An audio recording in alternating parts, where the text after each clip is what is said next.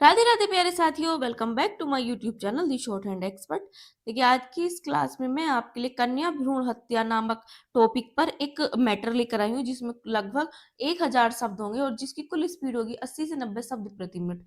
तो आइए शुरू करते हैं अपना मैटर। Ready, start. हमारे देश भारत में अनेक सामाजिक समस्याएं प्राचीन काल से चली आ रही हैं। इन समस्याओं में दहेज प्रथा, बाल विवाह, जाति प्रथा, छुआछूत, कन्या हत्या आदि प्रमुख हैं। अब आधुनिक काल में कन्या हत्या का रूप परिवर्तित हो गया है। अब कन्या भ्रूण हत्या का प्रचलन हो गया है।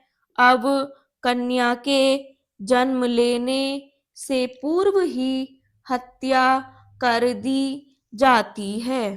दूसरे शब्दों में गर्भावस्था में ही उसकी हत्या कर दी जाती है।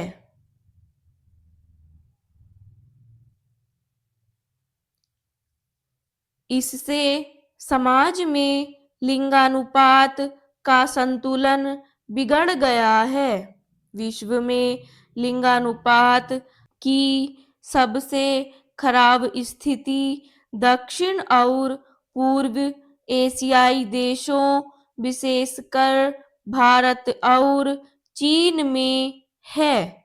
इससे स्थिति को गंभीर और भयावह बनाने में आधुनिक चिकित्सा की नवीन तकनीकें काफी सीमा तक उत्तरदायी हैं।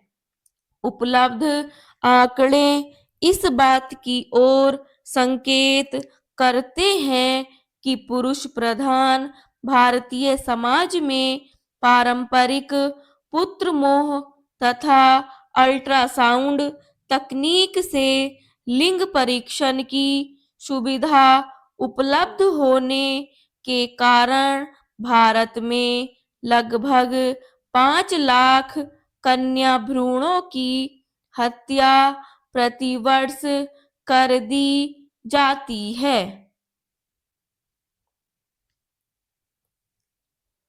पुरुष प्रधान भारतीय समाज में प्राचीन काल से देश के कुछ भागों जैसे राजस्थान, हरियाणा, पंजाब, दिल्ली, आगरा आदि में कन्या के जन्म लेते ही उसे परम धाम पहुंचा दिया जाता रहा है।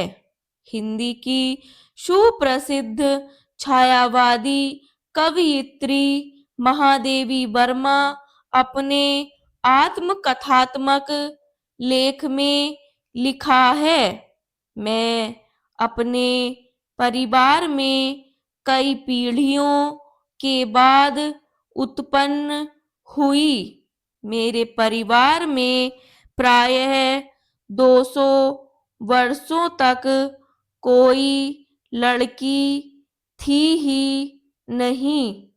सुना है उसके पहले लड़कियों को पैदा होते ही परमधाम भेज देते थे। इससे ज्ञात होता है कि भारतीय समाज में लड़कियों की स्थिति कितनी दयनीय थी। समाज में उनको एक बोझ माना जाता था। यद्यपि आधुनिक समय में लोगों की सोच में कुछ बदलाव आया है, किंतु उतना बदलाव या परिवर्तन नहीं आया है जितना आना चाहिए था। यह बात एक शोध से सामने आई है। गत 2 दशकों में कन्या भ्रूण हत्या किए जाने संबंधी आंकड़े भारत व कनाडा के संयुक्त शोधकर्ताओं द्वारा जनवरी 2006 में जारी किए गए। इस शोध के अनुसार भारत में कन्या भ्रूण हत्या के लिए शिक्षित महिलाओं की तुलना में अनपढ़ व अशिक्षित महिलाएं अपेक्षाकृत कम जिम्मेदार हैं। शोधकर्ताओं ने अपने अध्ययन में इस तथ्य का भी खुलासा किया है कि परिवार में पहला बच्चा लड़का उत्पन्न होने की स्थिति में लिंगानुपात में कोई परिवर्तन दिखाई नहीं देता।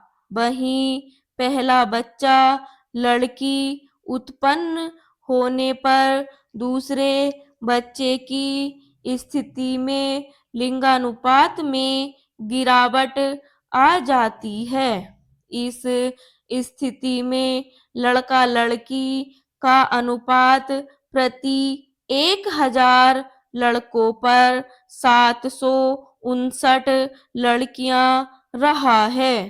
पहले 2 बच्चे लड़कियां होने पर तो लिंगानुपात में और अधिक कमी देखी गई है। इस स्थिति में यह अनुपात गिरकर प्रति 1000 लड़कों पर 719 लड़कियां ही रह गया है।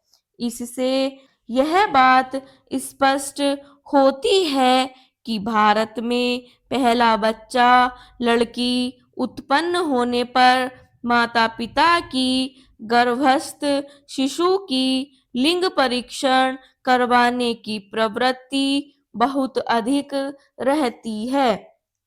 अर्थात पहली लड़की उत्पन्न होने पर अभिभावक नहीं चाहते कि दूसरी भी लड़की उत्पन्न हो, जबकि पहला बच्चा लड़का उत्पन्न होने पर यह प्रवृत्ति कम पाई गई है। संवैधानिक रूप से भारत में लोकतंत्रात्मक संवेदनशील व्यवस्था है। पुरुषों और महिलाओं को समान अधिकार दिए गए हैं। लिंग के आधार पर व्यवस्था में कोई भेदभाव नहीं किया जाता, किंतु स्वतंत्रता के 60 से अधिक वर्ष गुजर जाने के पश्चात भी देश में महिलाओं के प्रति सामाजिक संरचना में अनुकूल परिवर्तन अभी तक नहीं हो पाया है। इसीलिए कन्या भ्रूण हत्या में वृद्धि के कारण लड़कियों की जन्म दर में निरंतर कमी आ रही है। सन 2001 में यह लिंगानुपात प्रति 1000 लड़कों पर 933 लड़कियां था।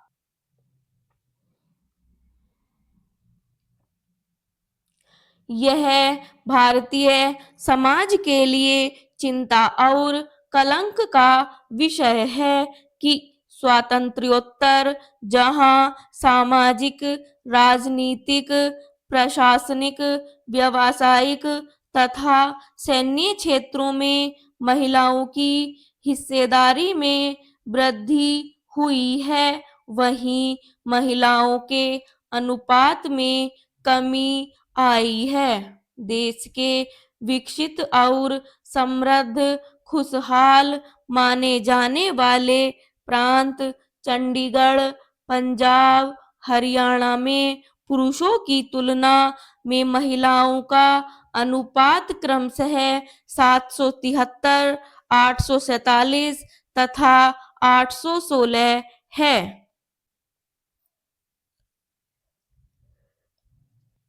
निरंतर कम होते जा रहे लिंगानुपात के लिए अनेक कारण उत्तरदायी हैं। इनमें प्रमुख कारण निम्नलिखित हैं।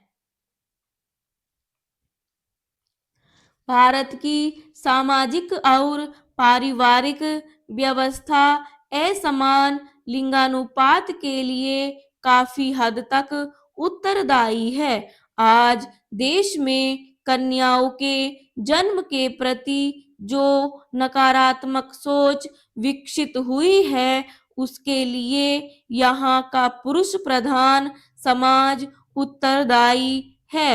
यहाँ समाज में शताब्दियों से पितृसत्तात्मक व्यवस्था कार्यरत है। यहाँ समाज में कुछ संस्कार, कुछ सामाजिक जिम्मेदारियां पुरुषों ने ही स्त्रियों के लिए बनाई हैं।